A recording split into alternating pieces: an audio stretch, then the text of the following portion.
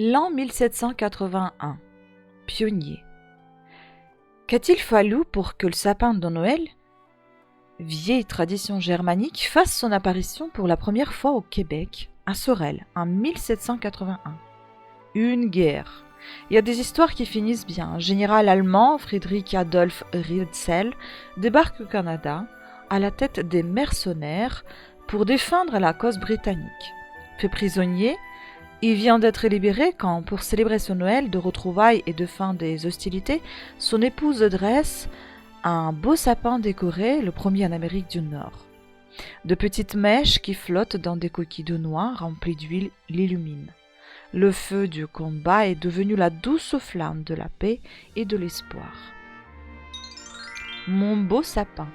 L'illumination du sapin par des coquilles de noix ou de petites bougies, souvent au nombre de 12, comme les 12 mois de l'année écoulée, semble remonter au XVIIe siècle.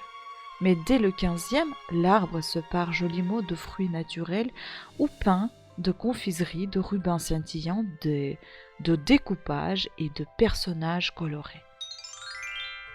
L'an 1790. Confiserie.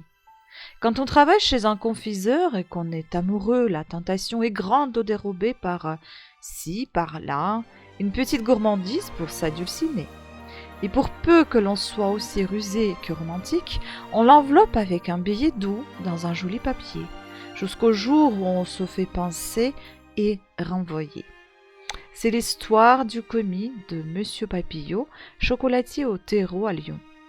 Papillot, pas content, se sépare de son employé indélicat, mais garde sa bonne idée.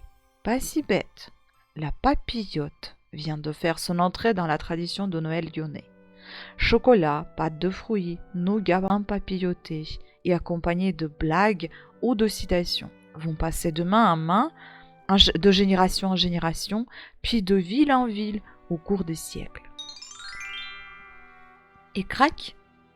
En Grande-Bretagne, à partir de 1846, des papillotes plus endiablées, farcies d'un pétard, vont devenir un must du rituel de Christmas, les crackers.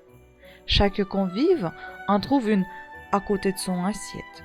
Le jeu consiste à tirer entre voisins de table sur les deux extrémités, ce qui déclenche la détonation festive et révèle le mini cadeau surprise.